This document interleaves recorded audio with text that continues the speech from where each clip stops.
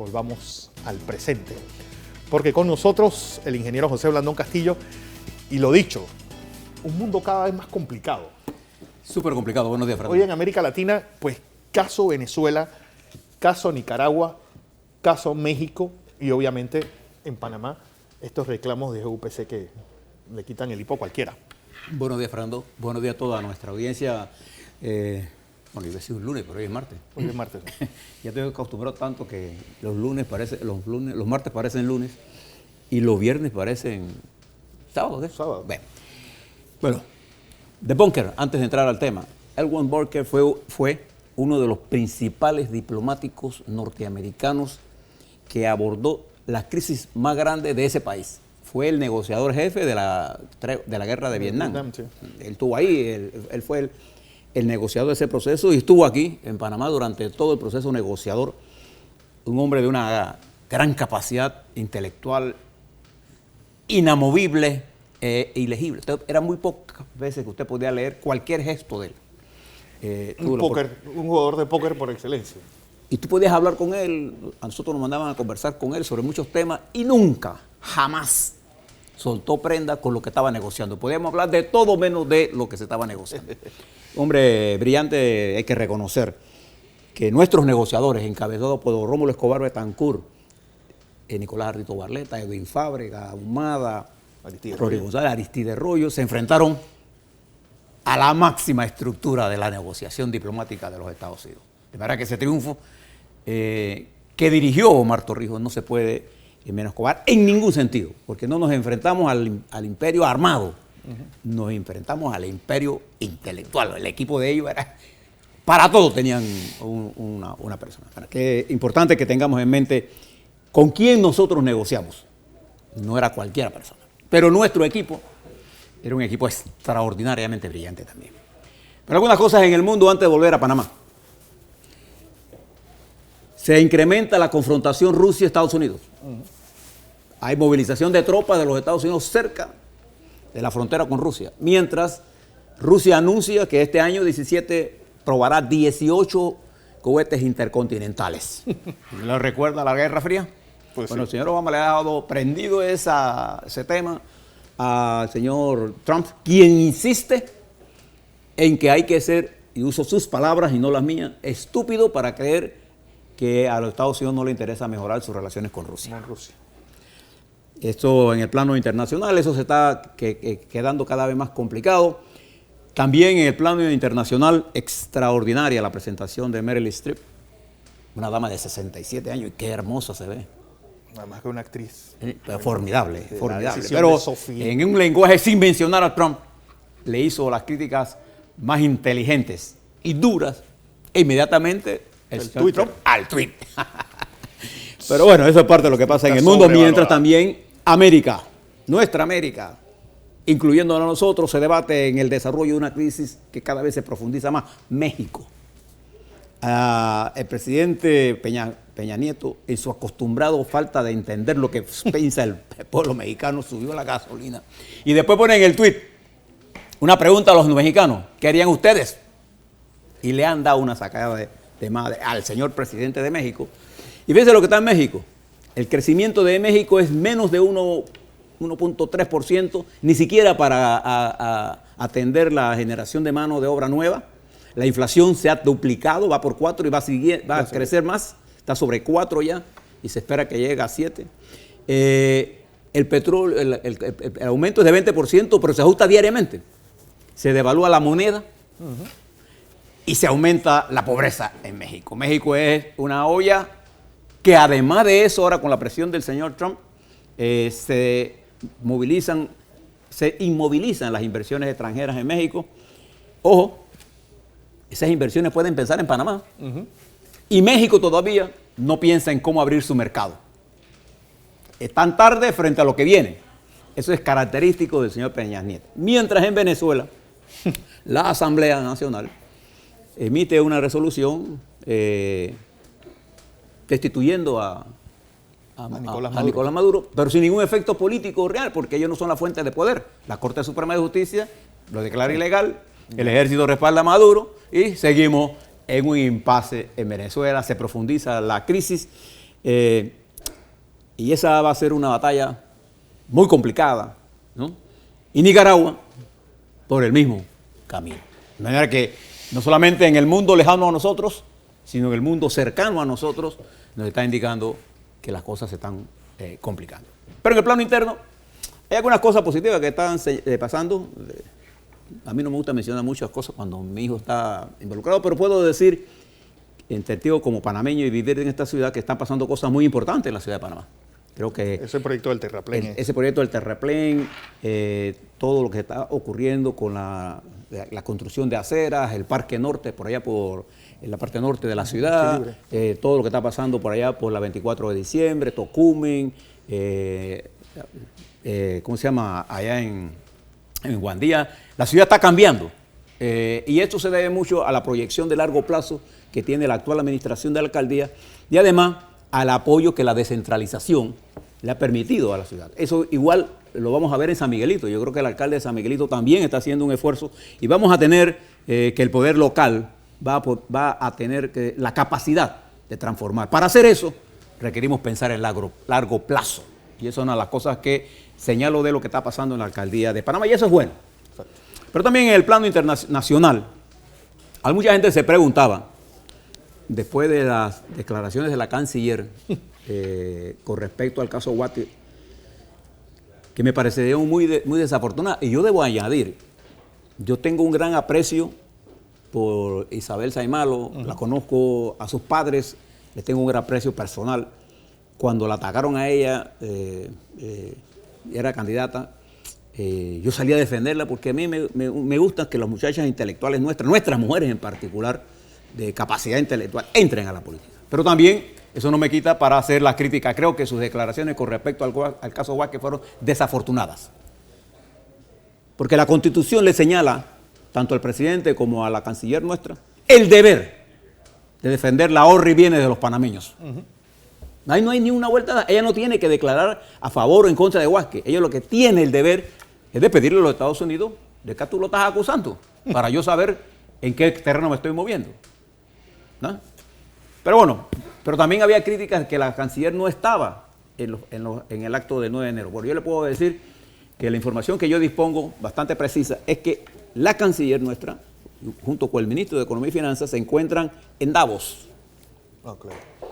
Y usted sabe que allá se está cerrando un foro de los magnates, de los que manejan el mundo. Bueno, ahí hay una mesa de discusión. Y adivine qué está discutiendo ahí, Fernando. Los papeles de Panamá. Allí en ese foro van a poner a Panamá en el banquillo de los acusados. Para que sepan, eso está ocurriendo esta semana y creo que hoy o mañana la canciller tiene que enfrentar una comisión dentro de ese evento en la que el tema son los papeles de Panamá. Y es por eso que ella no estaba en Panamá. Harto problema, difícil convencer al mundo cuando surgen cada vez más información con respecto a que compañías offshore creadas por este consorcio de abogados panameños son utilizados para actividades ilícitas. Bueno, ahora sale que el accidente del chapecoense, Lamia, también tenía sus aviones en una compañía offshore de Mossack y Fonseca. Y le planteo esto porque va a ser una discusión que, como señaló el presidente el 2 de enero, nosotros tenemos que hacer reformas estructurales al sistema, pero para hacerlo y no hacer concesiones de más, ni entregarnos ni a Francia, ni a la OCDE, ni a nadie, tenemos que llegar a consensos nacionales primero. Pero hablamos mucho de esos consensos nacionales sin llegar a ningún... y no lo hacemos. La experiencia panameña, fíjese lo que hizo el presidente Chiari en el 64, como señala Fernando. Ante la crisis, él no escogió a uno de sus equipos, sino alguien fuera con una gran experiencia.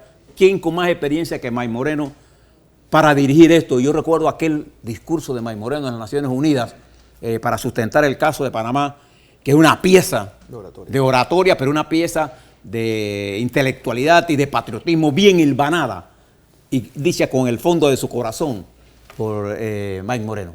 De manera que él recurre a un hombre fuera de su gobierno, a pesar de que él tenía un gabinete de lujo, ¿no? Entonces, creo que eso es lo que uno hace cuando estamos en este tipo de situación. No es fácil el mundo en que nos estamos moviendo.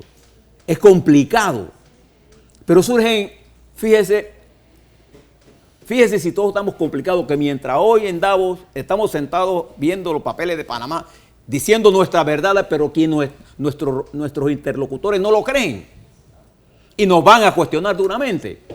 El País de España publica una noticia, El País, el periódico del País, el diario País de España, que la compañía Sacir Vallehermoso y el consorcio ese que ellos representan, presentan una demanda, según esa información, por 5.700 millones de dólares de sobrecostos sobre los 3.100 millones que ellos licitaron. Es decir, para ellos la obra costó 8.000 y tantos millones. Claro, eso no quiere decir que la Autoridad del Canal de Panamá va a aceptar esos reclamos. De hecho, una parte de esos reclamos ya han sido desechados por los mecanismos, no solamente locales, sino internacionales. Recuerda que esto tiene que ir a una instancia internacional que tiene dos niveles, porque la obra fue blindada perfectamente bien para que estos reclamos tengan sus instancias. Pero hay un problema real. Hay demandas por incremento de costos y nosotros no sabemos hoy cuánto costará el canal al final del día. Y el costo de ese canal es importante saberlo para ver el verdadero nivel de rentabilidad de la empresa. Sin embargo, veo al canal más interesado en hacer obras que en explicarnos cuál es el costo, cuál es la situación financiera real del Canal de Panamá. Y yo creo que en esto hay que actuar con mucha prudencia. Yo creo que la ampliación del canal fue una decisión correcta. Yo planteé desde el principio, y recuerdo mis escritos que le molestaron mucho al director de ese entonces, alemán, Subieta, en la que yo cuestionaba si lo que Sacir había propuesto en la mesa era lo que nosotros necesitábamos. Porque la siguiente empresa tenía 4.000 millones de dólares, casi 1.000 millones más, y el presupuesto real era de 4.000 y tantos millones de dólares. 5.200. 5.200. Pero eso incluía todo. Yo hablo de la obra exclusiva de la ampliación del canal con respecto a lo que ellos iban a construir, que era todo lo que era el sistema de esclusas. Entonces, ¿quién deja en la mesa 1.000 millones de dólares? Una costumbre de Sacir es siempre cotizar más bajo y entonces después pedir adendas. Eso a mí me tocó trabajar con Impregilo cuando construimos la Fortuna. Y los italianos son expertos en demorar la obra, llevarte a la mitad del camino, y cuando estás en la mitad del camino, entonces comenzar a pedir aumentos, ¿no? Y tuvimos una seria y dura confrontación con Impregilo cuando construimos Fortuna. Era un proyecto mucho más pequeño, aunque inmenso para las inversiones de ese momento, pero nosotros teníamos un equipo de ingenieros muy capaz al mando de ese proyecto. Entonces, lo que quiero plantearles con esto es que nosotros debemos ser cuidadosos en el manejo de las finanzas. Y por ahí se habla de un puerto que queremos hacer, y yo no estoy diciendo que no se hagan cosas, lo que estoy diciendo es que no hagamos cosas para hacerle negocio a otros. El canal tendría que imponer de su ingreso 180 millones, de hecho, que ya está haciéndolo en otra parte del puerto de Singapur. Pero yo creo que es importante que antes de que se proceda con esas inversiones, nosotros sepamos qué es lo que debemos. ¿Dónde estamos parados? ¿Qué es lo que vamos a hacer? Y esto tiene que ser objeto de una discusión pública. Fíjese, y hoy es 10 de enero. Hoy comenzaron los levantamientos en Colón. Y hoy el pueblo panameño hace 53 años estaba en la calle. Y el Instituto Nacional era, digamos, el búnker en donde los hombres y mujeres iban a cocinar para que los muchachos salieran a pelear. Era un pueblo en armas.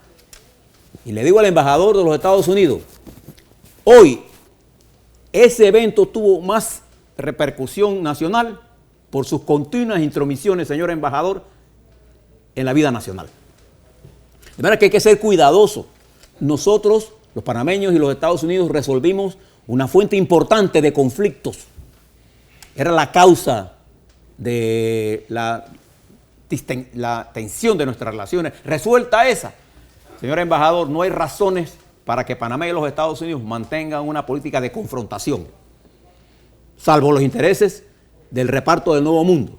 Entonces ahí es donde el presidente nuestro debe actuar con un sentido de unidad, de llamar a las fuerzas políticas e intelectuales y las fuerzas que más experiencia tienen bajo su dirección, porque nadie le está quitando la dirección de la responsabilidad del gobierno, para que entre a ver este tema. Y veamos lo del canal. Y veamos lo que está pasando con los temas internacionales. Pero también hay un tema nuevo que entra a la discusión, que es el tema de las reformas electorales. Y ahí sí que la puerca torció el rabo. Porque este puede ser un detonante muy serio y el ambiente está tan encrispado que si no tenemos acuerdos, hay muchos francotiradores de organizaciones con aspiraciones políticas, pero que se esconden en la llamada sociedad civil, que ni son partidos, pero quieren ser partidos. Y entonces toman partida sesgada. Únale a esa reforma electoral la situación de la justicia. Precisamente en el día de hoy hay una misa, porque todavía los tribunales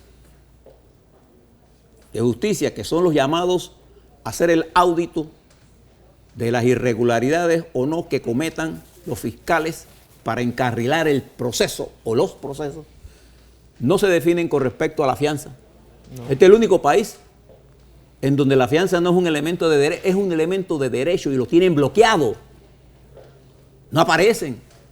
Y cuando no la quieren hacer, entonces inventan cosas al margen de la ley. Entonces, todos estos elementos, en un momento, Fernando, muy complejo del mundo, deben ser objetos de análisis. Y de mi punto de vista, creo que si usted compara el Panamá del 64, en donde nuestros muchachos salieron a las calles y con su sangre regaron la llama de la libertad, regaron la semilla de la libertad. Ese Panamá del 64, que se encontraba ahorcado, cerrado, porque nuestro principal recurso estaba en manos de Estados Unidos para crear un complejo militar improductivo, donde nuestro país, con 50 millas de diferencia, no tenía puertos, en donde nosotros caminábamos y nos ponían multas, policías norteamericanos en inglés, y te jugaban bajo leyes norteamericanas. Esa colonia existió en Panamá. Fue esa generación que hizo un antes y un después. Después del 9 de enero se pensaba diferente antes del 9 de enero. Eso llevó a Chiari, por ejemplo, a hacer una de las decisiones históricas que lo ponen como uno de nuestros principales patriotas en esa lucha, impulsado por la energía creadora de ese pueblo en las calles. Pero si usted compara el Panamá de esa época al Panamá de hoy, sin banderas que haga sombra a la nuestra, con una zona donde no existe la zona del canal, pero existe un desconocimiento de nuestros jóvenes, de nuestra propia historia, porque no se enseña la historia.